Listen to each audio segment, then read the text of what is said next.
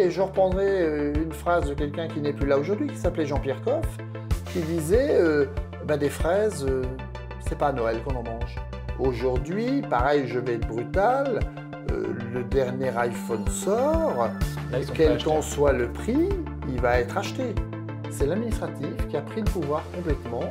C'est jamais tout blanc, c'est jamais tout noir. Oui, exactement. Recentrons-nous sur l'essentiel. On n'arrivera jamais à nourrir tout le monde.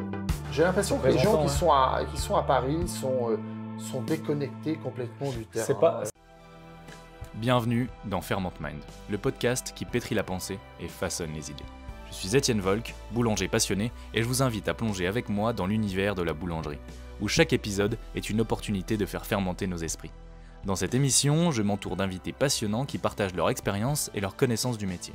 Ensemble, nous explorons les enjeux sociétaux, éducatifs et climatiques qui entourent notre profession, pour nourrir non seulement nos connaissances, mais aussi nos consciences. Préparez-vous à un voyage où la passion se marie à la réflexion profonde.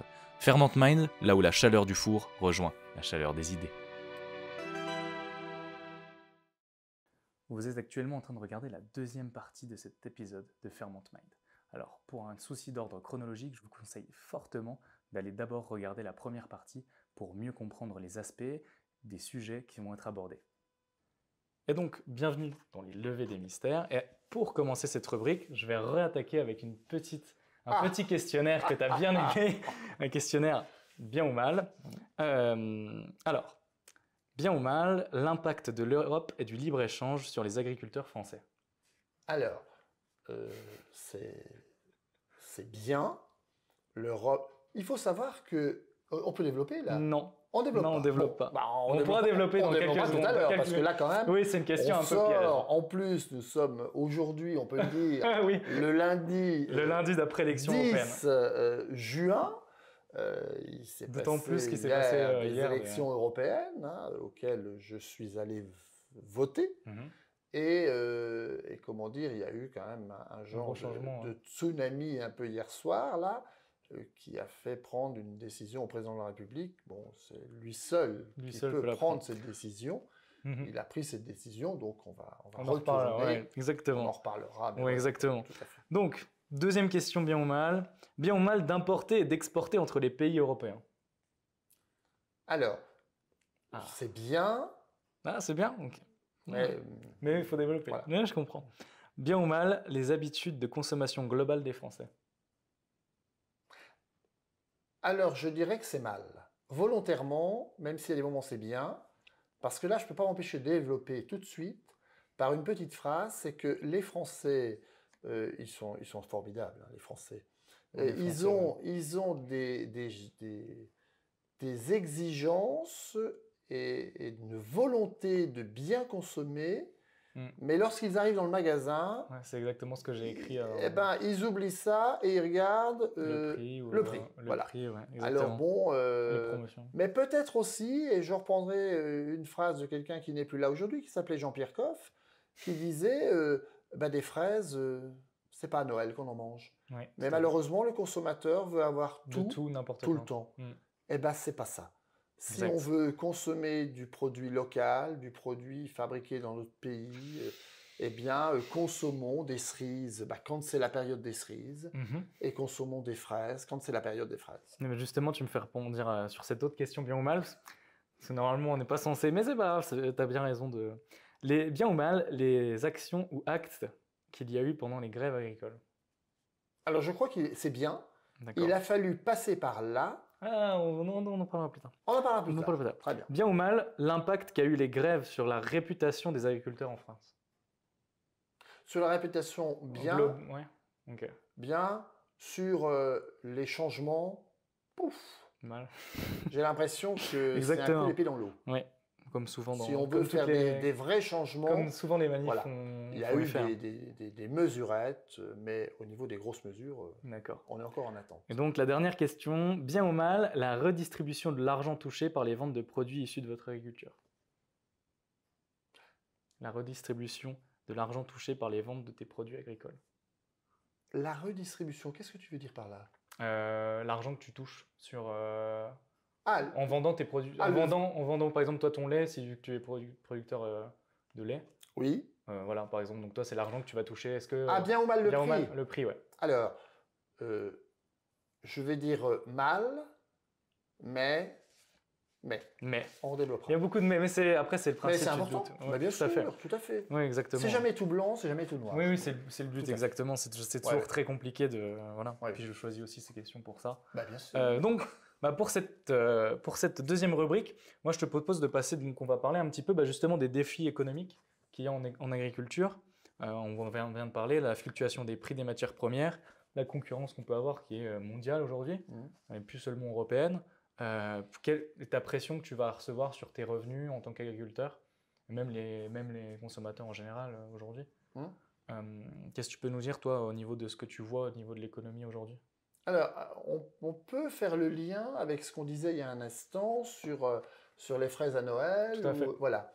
Aujourd'hui, est mis en place dans les magasins ce que le consommateur veut. Exact. Il n'y a rien dans les magasins que ne veut pas acheter le consommateur. La baguette à 30 centimes. Voilà, aujourd'hui, on peut acheter, et ça, nos mamans et nos grands-parents, nos grands-mères ne le faisaient pas du tout, on peut acheter la carotte râpée avec le petit bocal de sauce à côté. Et vrai, si c'est dans les magasins, c'est que le consommateur le veut. Même les fruits prédécoupés. Bien sûr. Le consommateur aujourd'hui, il ne veut plus On a l'impression qu'il n'a râper, plus le temps, en fait. peler des carottes pour faire une salade de carottes, alors que, bon, de vous à moi, c'est pas très très compliqué, je pense.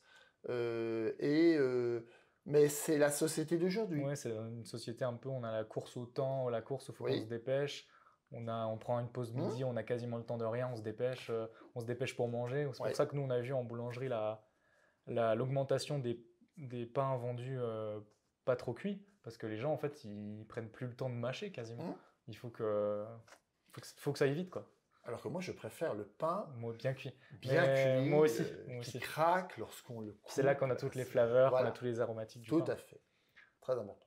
Exactement. Et du coup, si on pourrait revenir sur une concurrence mondiale, aujourd'hui, au niveau des produits, comment tu trouves les législations aujourd'hui Alors, la qui sont mises en concurrence place? mondiale, elle est en place. Il faut dire les choses telles qu'elles sont. Hein. Déjà parce que, je le redis, le consommateur, il veut entre ses demandes et son acte d'achat, il y a...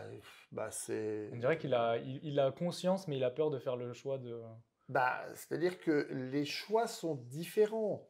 Aujourd'hui, pareil, je vais être brutal, le dernier iPhone sort, Là, ils sont quel qu'en soit le prix, il va être acheté. Et aujourd'hui, on voit que les gens ne l'achètent même plus, puisqu'ils ont un système de location et qu'ils louent tout. Mais On était chez des aujourd'hui, amis- on a pas... C'est un petit peu aussi la société d'aujourd'hui, on n'a quasiment plus rien à nous. On mais, est en location sur tout, on peut faire une location sur tout et rien en fait. C'est Bien ça qui est sûr, rendu, nous étions chez des amis manger hier à midi et ils ont expliqué qu'ils viennent de changer la télévision et le salon. Eh ben, le vendeur leur proposait une location de la télévision et du salon.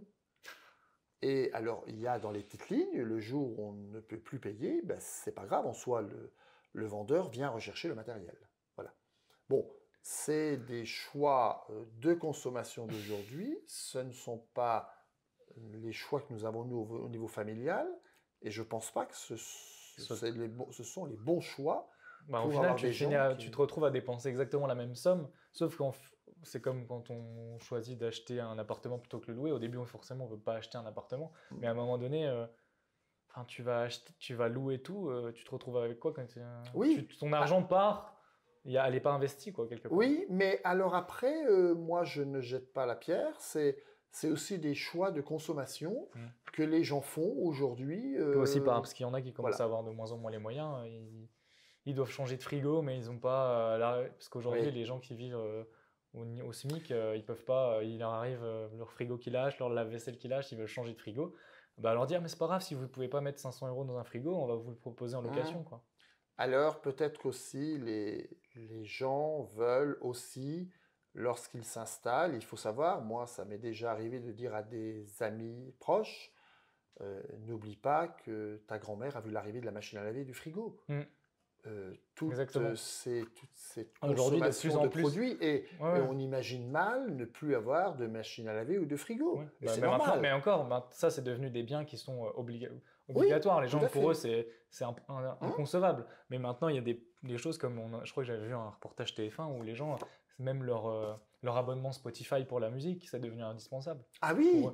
Donc on est quand même rendu à un autre niveau de hein? peut-être replacer le curseur sur ce qui est indispensable et ce qui Un ne l'est pas, quoi. peu société de consommation. Un exemple tout simple, on vient de changer de voiture et dans la nouvelle voiture, il n'y a plus de lecteur CD. Oui. Avant, j'aimais bien avoir mes lecteurs CD. Donc, certains amis m'ont dit, mais tu prends un abonnement à 10 € Voilà. par mois. Je ne sais plus le nom du Ça, truc. Mais sur Spotify, comme ça, tu Voilà. pourras écouter les podcasts qu'on voilà. enregistre. Mais tout compte fait, eh ben, j'écoute les radios locales ou nationales qui passent de la musique. Et puis, tout compte fait, bah, ça me va très bien. Ouais, ça te va très bien. Ouais, je comprends. Moi, c'est vrai que tu vois, je suis presque dans cette génération où moi j'écoute beaucoup de musique et je m'informe beaucoup avec ces plateformes-là, surtout pour la consommation de podcasts et de choses comme ça audio. Parce que moi, quand je conduis, je suis au Québec, je vis au Québec, moi. Oui, Donc, bien sûr. sur 2 heures, quand tu as 2 heures de route, c'est vrai que j'aime bien écouter un petit podcast de tel ou tel sujet pour faire passer le temps plutôt que de mettre de la musique. Je trouve ça intéressant de pouvoir s'informer et prendre connaissances et apprendre des choses. Même, C'est vrai que moi, je fais plus des petites distances. C'est bien que voilà, lorsque je fais des grandes distances, ben, c'est plus avec d'autres personnes. Oui, donc forcément, Donc, tu il y peux a dialoguer, échange, etc. on échange, on partage. Ouais, ouais. Voilà, très important. Exactement. Ouais. Bah justement, tu vois, on en a parlé de la méthode de consommation des gens aujourd'hui. Ce que j'avais écrit, méthode de consommation des gens conscients mais pas encore prêts à changer leurs habitudes, quoi. Oui, Puis on est dans un système où ils aimeraient bien changer leurs habitudes, mais quelque part, rien ne les pousse à le faire, quoi. La société va dans le sens inverse de ce que aujourd'hui. Le premier podcast, c'était sur le fait de reconsommer local et l'importance d'aller en Alors, localité. c'est très bien, hein, avec son téléphone, aujourd'hui, on peut voir tout ce qui se passe dans le monde en instantané. On en oublie ce qui se passe devant chez Mais nous. il y a des choses tout près de chez nous et c'est... Voilà. Exactement. Recentrons-nous sur l'essentiel, je dirais, moi, il y a des moments. Exact. Ouais. Et justement, on parle de se concentrer sur l'essentiel, mais aussi l'essentiel, c'est de nourrir les gens. Nourrir la population mondiale aujourd'hui. On a un besoin exponentiel, on est de plus en plus nombreux sur Terre. Comment ça se passe? Est-ce que tu penses que on peut y arriver à nourrir cette population croissante mondiale? Et on peut y arriver en suivant les conseils et les lois qui partent vers un développement durable, vers une écologie et une agriculture plus responsable et plus consciente de l'environnement. Alors, je reprendrai déjà une phrase de mon ami François Vanson, qui est président du conseil départemental et qui était député avant, et qui disait clairement on n'arrivera jamais à nourrir tout le monde. Malheureusement, mais c'est ce que dit François, c'est la vérité. Si on peut déjà nourrir avec des produits sains et de qualité nos concitoyens, eh ben, ce serait déjà une sacrée étape. Parce que, alors j'aimerais bien, moi, que personne sur cette planète Meurt de faim. n'ait faim. Parce qu'en plus, des gens qui ont faim, eh bien, ce sont des mouvements de population. Quoi qu'on dise, nous, dans notre pays, globalement, on ne manque de rien. Mais les gens qui ont faim, de toute façon, il faut au moins faire 1, voire 2 repas par jour pour pouvoir alimenter et faire tourner notre corps. D'accord. Ça, c'est la base. Alors après, des mouvements de population, lorsque les gens ont faim, contre la faim, il faut manger. Donc les gens préfèrent aller se déplacer et puis avoir des mouvements de population partout dans le monde que de mourir de faim. Voilà. C'est triste, mais c'est comme ça. Et justement, se consacrer sur nous, ça en vient aujourd'hui à l'Europe parce qu'on est quand même... aujourd'hui, on ne peut plus... justement, toi, un monde où en France, on n'exporte plus rien et on n'importe plus rien. On redevient autonome et on refait une agriculture 100% française et on prend en compte les saisons et on se dit, bon, ok, on va faire Est-ce que tu penses que c'est possible? Ah non, non, ça ce n'est plus possible parce que le consommateur, aujourd'hui, comme on l'a dit tout à l'heure, le consommateur, aujourd'hui, il veut pouvoir manger des fraises à Noël et des cerises à la période où ce n'est pas les cerises. Donc, de toute façon, on va continuer, et c'est les échanges internationaux, on va continuer à faire des importations, mais là où c'est important, c'est que le consommateur soit bien au courant de la qualité des produits. Ce qui n'est pas forcément le cas Et aujourd'hui. bah, Parce qu'aujourd'hui, oui, comment te battre en tant qu'agriculteur français face à une agriculture, je ne sais pas, par rapport au même n'importe quel produit, on va dire de la viande ou des produits d'Espagne ou des pays de l'Est qui peuvent être vendus en France. Comment tu peux te battre en tant qu'agriculteur français quand ta main-d'œuvre elle est plus chère, quand tes coûts sont complètement. plus élevés? Comment tu fais pour. Là, on en vient à un problème d'Europe.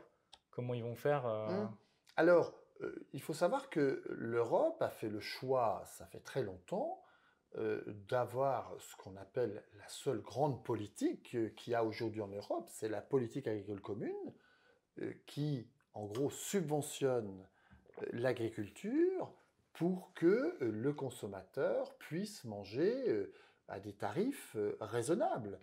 J'ai un ami qui travaille dans une exploitation agricole en Suisse, où le lait est quasiment vendu, départ d'exploitation, 1 euro litre, ce qui est plus du double que chez nous.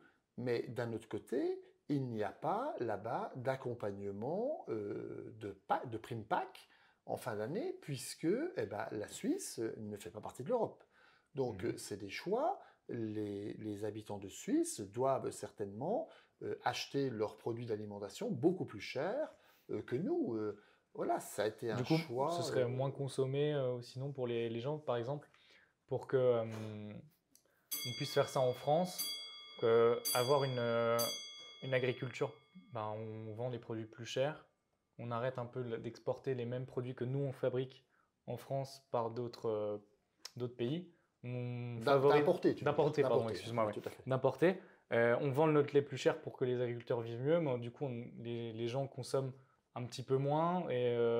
Parce qu'à un moment donné, est-ce que ça va pas, la bascule, le cycle ne se referait pas si on faisait un petit peu, on rendait un peu Parce que faire des aides, donner des aides à chaque fois pour baisser les prix, à un moment donné, on ne peut pas enlever la valeur d'un produit. Le lait, il a telle valeur, on le réduit en donnant des aides ou en donnant des choses comme ça, et puis parce que les Français ne peuvent pas l'avoir à tel prix. Mais est-ce que ce n'est pas le modèle suisse qui a plus raison, par exemple, que le modèle français?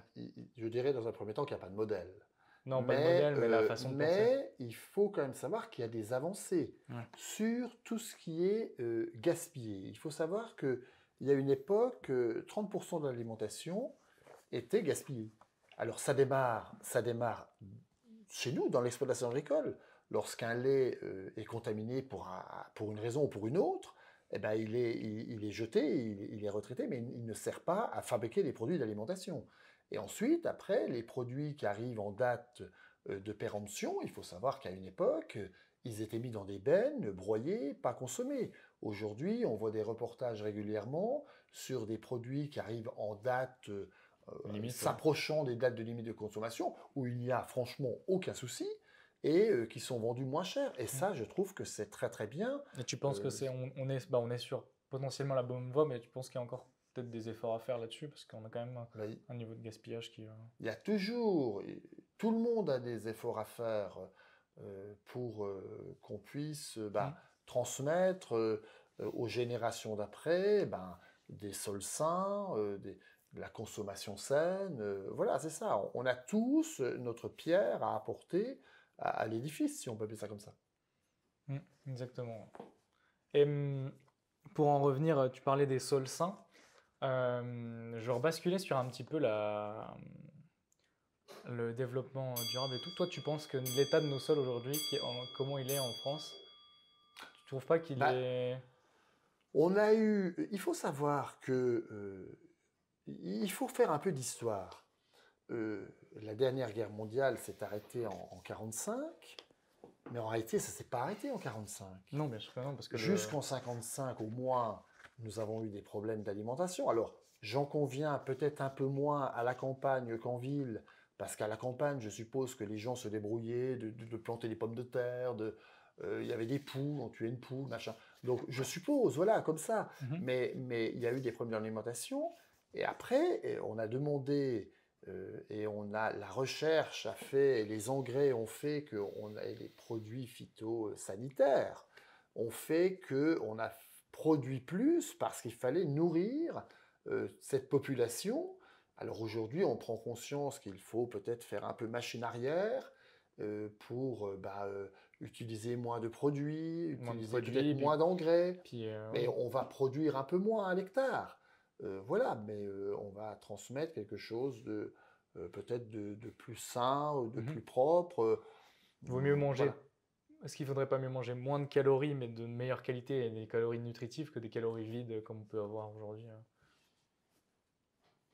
Le consommateur, il a ses habitudes. C'est compliqué. Ouais, mais à un moment donné, il C'est n'aura pas le compliqué, choix parce que tu oui. peux pas continuer. Aujourd'hui, par exemple, qu'est-ce que tu en penses au niveau on parlait justement des produits, des produits chimiques, des produits azotés, etc. Même au niveau des coûts. Aujourd'hui, on est dans une économie où l'agriculture qui a besoin de beaucoup de ces produits-là, elle prend cher, si je puis dire, parce que c'est de plus en plus cher les produits, oui. les produits-là. Alors, En plus, c'est pas forcément... l'agriculture utilise, je dirais que l'agriculture utilise de moins en moins. Il faut dire Non, les mais- choses. Elle fait très attention en utilisant ces produits-là parce que déjà, ça coûte très très cher. Mhm. Et les agriculteurs savent aussi, sont bien conscients qu'il faut transmettre quelque chose de propre, de sain, donc ils utilisent moins de produits. Je prends toujours l'exemple du consommateur qui allait acheter, alors excusez-moi du terme, qui allait acheter son glyphosate, de la marque Roundup, Monsanto, On a qui beaucoup mettait là-bas, dans ouais. son caddie avec ses yaourts et ses steaks qu'il achetait, quoi, dans le même caddie. Aujourd'hui, le consommateur ne peut plus acheter ce genre de produits, et c'est une très bonne chose, parce que l'utilisation de ces produits-là par tout le monde, devrait les être gens régulier, les gens n'étaient pas formés pour l'utilisation de ces produits-là, et les doses étaient quand même autrement supérieures que ce qu'on peut mettre les doses en agriculture, dans des champs. Ouais, Tout à fait. Ouais. Ouais. Ok. Et justement, la régulation qui s'est faite aussi au niveau européen, aujourd'hui, les agriculteurs qui étaient en grève, t'as suivi, t'en as parlé tout à l'heure que bon, c'était un petit peu un coup d'épée dans l'eau. Tu penses que c'est français ou Alors- c'est un réveil un peu plus européen? Ah ben c'est un réveil. Ce n'est pas en France. En France, à l'automne 2023, les agriculteurs ont fait ce qu'on appelle retourner les panneaux des villages pour montrer qu'on marchait sur la tête. Hein, donc on marchait à l'envers complètement. Et c'était une action qui était très... Parlante, très imagée, quoi. très parlante, imagée, et qui à la rigueur, ne faisait pas de Pas de mal, ouais. dégradation et ne perturbait pas du tout les gens.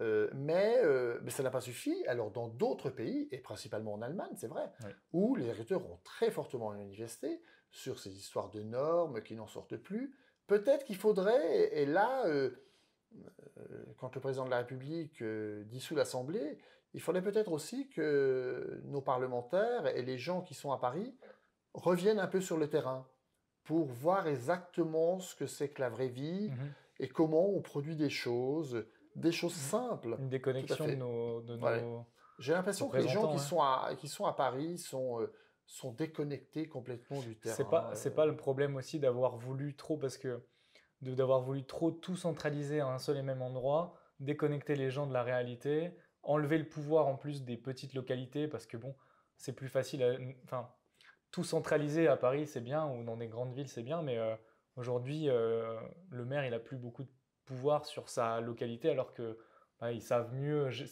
ils connaissent mieux leur terre, ils connaissent mieux ce qu'il faut faire sur leur terrain à eux et sur leur morceau de territoire que les autres. Est-ce que ça n'a pas été un problème d'avoir fait ça Alors, le non-cumul des mandats, par exemple, là on prend vraiment de la hauteur, le non-cumul des mandats fait qu'aujourd'hui, un parlementaire, il ne peut plus être maire.